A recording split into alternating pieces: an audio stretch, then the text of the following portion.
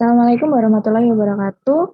Kami dari kelompok NPM 2 akan mempresentasikan hasil diskusi kelompok kami, yaitu unit pengolahan sekunder biologis kolam aerasi. Anggota kelompok kami terdiri dari yang pertama yaitu Andrian Syahnaruf, yang kedua Bunga Cinta Kasih, lalu Deo Irfandi, Nisrina Beauty Alfirdaus, Dewi Intanelo, dan Muhammad Zidan. Yang pertama yaitu kolam aerasi. Kolam aerasi adalah suatu unit proses pengolahan air limbah dengan memanfaatkan mikroorganisme tersuspensi tanpa menggunakan resirkulasi lumpur. Penambahan udara pada kolam oksidasi dilakukan dengan menggunakan aerator. Untuk karakteristik air limbah yang bisa diolah menggunakan kolam aerasi, yaitu mengandung karakteristik fisik, contohnya seperti mengandung padatan, bau, warna, suhu, dan keruan, memiliki karakter kimia seperti BOD dan COD, dan memiliki karakter biologi seperti bakteri, jamur, protozoa, atau alga.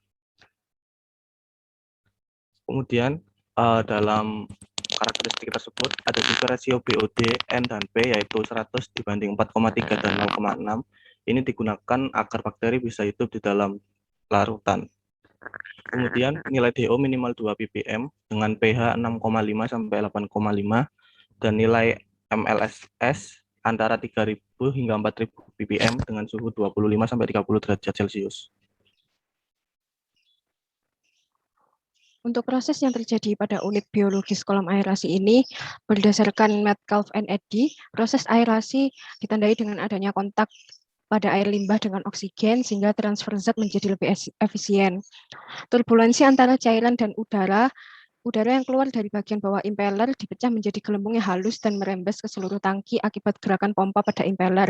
Terjadinya penghembusan udara secara berkala bertujuan untuk biomasa yang terdapat pada limbah tersebut menjadi aktif sehingga biomasa dapat mendekomposisi saluran biologis yang merupakan nutrisi pada limbah. Output akhir pada proses kolam aerasi ini yaitu membentuk lumpur aktif dan endapan biomasa. Untuk kriteria desain, kolam aerasi menggunakan peralatan aerator mekanik berupa surface aerator yang digunakan untuk membantu mekanisme pasokan oksigen terlarut di dalam air. Aerator ini menggunakan propeller yang setengah terbenam di dalam air. Putaran propeller ini akan memecah permukaan air sehingga lebih banyak bagian air yang berkontak dengan udara dan menyerap oksigen bebas dari udara.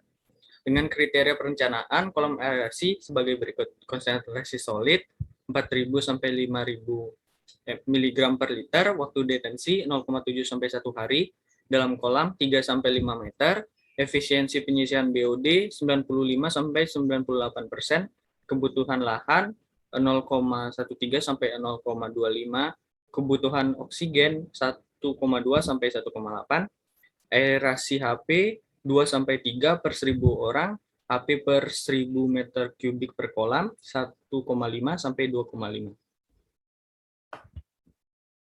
Next. Untuk kelebihan dan kekurangan dari kolam aerasi, yang pertama adalah kelebihannya. Yang pertama, biaya pemeliharaannya rendah. Yang kedua, efluen yang dihasilkan baik karena daya larut oksigen dalam air limbah lebih besar sehingga mengoptimalkan kinerja mikroorganisme. Dan yang terakhir, dapat menampung air limbah dengan kuantitas volume yang sangat besar. Untuk kekurangan, yang pertama membutuhkan lahan yang luas dan membutuhkan energi yang besar karena di samping untuk suplai oksigen juga untuk pengadukan secara sempurna. Kesimpulannya adalah aerator telagon biasa digunakan untuk limbah yang memiliki rasio BOD N P 100 banding 43 banding 0,6. Kolam aerasi menggunakan surface aerator yang digunakan untuk membantu mekanisasi pasokan oksigen terlarut di dalam air. Kelebihannya, biaya pemeliharaan rendah, efluen yang dihasilkan baik karena daya larut oksigen dalam air limbah lebih besar sehingga mengoptimalkan kinerja mikroorganisme, dapat menampung air limbah dengan kuantitas volume yang sangat besar, tidak menimbulkan bau. Untuk kekurangannya, membutuhkan lahan yang luas, membutuhkan energi yang besar karena di samping untuk suplai oksigen juga untuk pengadukan secara sempurna. Sekian dari kelompok kami. Terima kasih. Wassalamualaikum warahmatullahi wabarakatuh.